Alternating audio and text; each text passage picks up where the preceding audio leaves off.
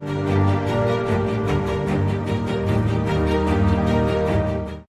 Traders, मैं हूँ प्रशांत। आज एक हम नए स्टॉक का एनालिसिस करेंगे जिसका नाम है एम सी एक्स।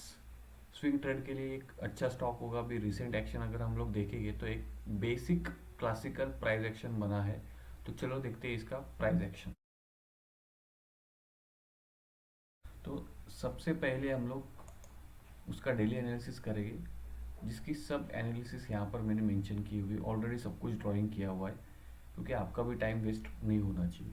तो आप यहाँ पर क्लियरली देख पा रहे हो जो रेजिस्टेंस था 1640 यहाँ पर मार्च मंथ में, वो रेजिस्टेंस फॉलो हो रहा था यहाँ पर भी मई मंथ में। फिर से स्टॉक में यहाँ से रेजिस्टेंस लिया, फिर जून में फिर से स्टॉक वहाँ पर गया, फिर से रिजेक्शन हुआ। लेकिन इस बार 16 जुलाई को उसने ब्रेकआउट दिया है, और ब्रेकआउट विद बिग वॉल्यूम मैंने यहाँ पर मेंशन किया हुआ है। तो हम लोग वॉल्यूम देखते हैं। तो आप यहाँ पर वॉल्यूम को देखोगे, जब भी स्टॉक यहाँ पर जा रहा था तो कोई वॉल्यूम नहीं था, इसके लिए रिजेक्शन आ रहा था। यहाँ पर भी आप देखोगे वॉल्यूम नहीं है, रिजेक्शन। लेकिन इस बार क्या हुआ, कंटिन्यूस 5 डेज वॉल्यूम्स आए हुए हैं, और स्टॉक ब्रेकआउट देने के बाद आप मूव चले गए। अब ये जो फॉल आया, देख आप ध्यान से देखोगे, ये जो जितने 3 कैंडल्स में फॉल है उसमें कुछ भी वॉल्यूम्स नहीं है। मतलब जो बिग प्लेयर्स यहाँ पर एंटर कर किए थे वो एग्जिट नहीं हुए यहाँ पर। तो प्राइस एक्शन का एक बेसिक रूल है, डिमांड एंड सप्लाई स्ट्रक्चर का एक बेसिक रूल है, जो प्रीवियस रेजिस्टेंस होता है वो ब्रेकआउट के बाद एक सपोर्ट की तरह काम करता है। तो मैंने यहाँ पर मेंशन किया है retest buying zone 1638 to 1645 level. तो ये जो लेवल है अब सपोर्ट की तरह काम करेगा, और एकदम परफेक्ट एंट्री हमें मिलेगी यहाँ पर 1638 टू 1645। ये हमारा एंट्री जोन हमें पता चल गया। अब स्टॉप लॉस क्या है यहाँ पे, ये जो कैंडल थी इसका जो लो है इसके नीचे, तो स्टॉप लॉस हो गया मेरा 1570।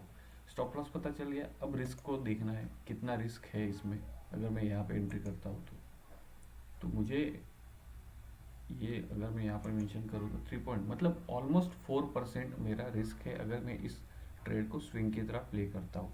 तो पोजीशन साइजिंग लोग काफ़ी सोचते हैं कितना क्या करना चाहिए, कैसे होता है पोजीशन साइजिंग। तो पोजीशन साइजिंग एकदम डिफाइन और एकदम सिंपल तरीके से मैं आपको समझाता हूँ, कि जैसे कि 4% का रिस्क मुझे पता चल गया। तो अगर मेरे पास 1 लाख रुपीज़ का कैपिटल है तो 4% कितना होता है, 4000। तो अगर किसी को इस ट्रेड में 4000 नहीं रिस्क लेना है तो वो उसका कैपिटल 50,000 ही इन्वेस्टमेंट करेगा। तो 50,000 में क्या होगा, रिस्क तो 4% का ही होगा, लेकिन उसका जो अमाउंट ऑफ रिस्क है वो कम हो जाएगा और 2000 पे आ जाएगा। तो इस तरह से पोजीशन साइजिंग आपको करना है। टारगेट क्या होगा, टारगेट जब भी आप एक रिटेस्ट लेवल पे बाय करते हो तो जो पिछला जो स्विंग हाई होता है उसके ऊपर हमारा टारगेट होता है। तो इसका पिछला स्विंग हाई जो अगर आप देखोगे तो ये 1847.90 है। तो इसके ऊपर जब भी स्टॉक जाएगा, मतलब मैंने यहाँ पर टारगेट दे दिया है कि 1850 के ऊपर आप प्रॉफिट बुक कर सकते हो। 4% रिस्क है। तो हम लोग यहाँ से अगर स्टॉक बाउंस लेता है, अगर यहाँ से सपोर्ट लेता है, तो यहाँ तक अगर जाएगा तो आपको 14 to 15% आप अप्रॉक्सीमेटली आपका टारगेट मिलेगा। अभी हम लोग थोड़ा वॉल्यूम एनालिसिस पे ध्यान देंगे। आपने देखा होगा ये जो कंटिन्यूस राइज हुआ है स्टॉक में लगातार 5 दिन, तो वहाँ पर आप वॉल्यूम देखोगे तो वॉल्यूम भी कंटिन्यूस 5 डेज ऊपर गया है स्टॉक के ब्रेकआउट के बाद। तो ऐसी एक्टिविटी इसके पहले हुई है क्या, हम लोग वो देखेंगे, जिसको हम लोग बोलते हैं back testing. Continuous 5 days volume इस स्टॉक में इसके पहले कभी आए हैं क्या, वो हमें चेक करना है। यहाँ पर आप देखोगे सिर्फ एक दिन वॉल्यूम आया, फिर ड्राइव हुआ स्टॉक साइडवेज। यहाँ पर एक दिन आया है मार्केट साइडवेज। यहाँ पर 2 दिन वॉल्यूम आए लेकिन उसके बाद कंटिन्यू नहीं हुआ है, तो हम लोग इस पार्ट को इग्नोर कर देंगे। और हम लोग यहाँ पर देखेंगे कंटिन्यूस 5 डेज मुझे वॉल्यूम दिख रहा है कि नहीं। तो यहाँ पर कुछ एक्टिविटीज़ दिखी थी। यहाँ पर इस जोन को अगर आप देखोगे तो यहाँ पर एक एक्टिविटी जहाँ पर 5 दिन लगातार वॉल्यूम है, लेकिन कंपेयर टू दिस जो अभी का जो वॉल्यूम है, तो यहाँ पर वो वॉल्यूम कम था। तो इसको हम लोग इग्नोर कर देंगे क्योंकि यहाँ पर वॉल्यूम ज़्यादा है। तो इसके पहले ऐसे वॉल्यूम्स क्रिएट हुए गए कंटिन्यूस 5 डेज। तो यहाँ यहाँ पर कुछ एक्टिविटी मुझे दिख रही है, यहाँ पर कंटिन्यूस 5 डेज वॉल्यूम है, ध्यान दो यहाँ पर, इस जोन में आपको ध्यान देना है। तो अगर इस जोन को हम लोग देखेंगे कि कंटिन्यूस 5 डेज वॉल्यूम आए हैं, और इस जोन को हम लोग यहाँ पर मार्क करेंगे। हम लोग इसका एक्टिविटी देखेंगे, इतने वॉल्यूम्स आने के बाद स्टॉक कितना अपमूव गया है।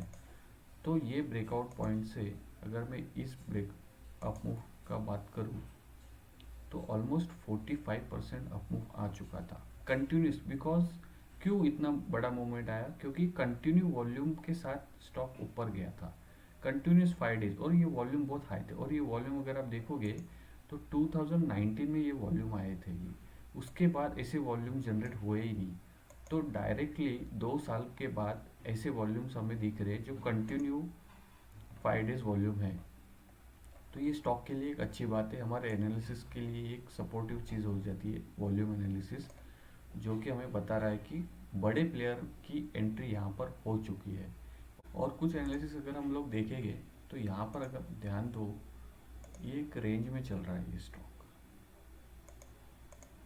ये एक रेंज था, इस ब्रेकआउट के बाद स्टॉक एक रेंज में चले गया है। अब ये रेंज शायद टूट सकता है क्योंकि वॉल्यूम एक्टिविटी है यहाँ पर। इसके पहले आप देखोगे कंटिन्यू वॉल्यूम नहीं है, तो इसके लिए ये इस ब्रेकआउट के बाद ये जो हेड एंड शोल्डर पैटर्न बना था, inverse head and shoulder pattern, इसका रिटेस्ट यहाँ पर हुआ और स्टॉक अब ये इस जोन में, जैसे हम लोगों ने इस जोन को, अब हमारा ये बाइंग लेवल है। तो आप देखोगे सपोर्ट ऊपर जा रहा है यहाँ पर। ये जो सपोर्ट था ये फिर फ्रेश हायर लो बना है। अब ये अगर यहाँ से सपोर्ट लेगा तो ये फ्रेश हायर लो बन के ये इस रेंज को ब्रेक कर सकता है। तो हमारा फर्स्ट टारगेट तो यहाँ पर होगा 50% बुक करना है। उसके बाद अगर ये रेंज का ब्रेकआउट होता है तो बहुत बड़ी मूवमेंट इसमें आ सकती है। अगर हम लोग इस रेंज को कैलकुलेट करके इस रेंज के ऊपर रख दे, अगर इस रेंज का ब्रेकआउट होता है विथ वॉल्यूम, तो ये स्टॉक 2240 तक जा सकता है। तो भी आपने देखा कितना सिंपल एनालिसिस मैंने रखा हुआ है। मेरी हमेशा यही कोशिश होती है कि जो एनालिसिस मैं शेयर करूँ वो नॉर्मल पीपल या फिर कोई जो शेयर मार्केट में नए आए हुए उनको एकदम सिंपली तरीके से समझ सके कि हम लोग ऐसे भी ट्रेड ले सकते हैं। लोग एडवांस टेक्निक्स में इतने घूम चुके हैं कि उनको समझ में नहीं आ रहा है कि हम लोग क्या करें। तो एक डायरेक्शन ज़रूरी होता है आपके ट्रेडिंग में, स्विंग ट्रेडिंग में या कोई भी ट्रेड लो, आपको एक परफेक्ट दायरा पता होना चाहिए कि मुझे क्या करना है, किस जोन्स पे बाय करना है, क्या एक्टिविटी होनी चाहिए। तो ये सिंपल प्राइस एक्शन भी अगर कोई सीख ले, सिर्फ डिमांड एंड सप्लाई जोन भी अगर सीख ले, तो वो एक अच्छा स्विंग ट्रेड ले सकता है। इसी तरह के कुछ आइडियाज़ हो गए, कुछ एनालिसिस होगा जो एकदम सिंपल होगा, वो ज़रूर मैं शेयर करूँगा आपके साथ। तब तक के लिए गुड बाय।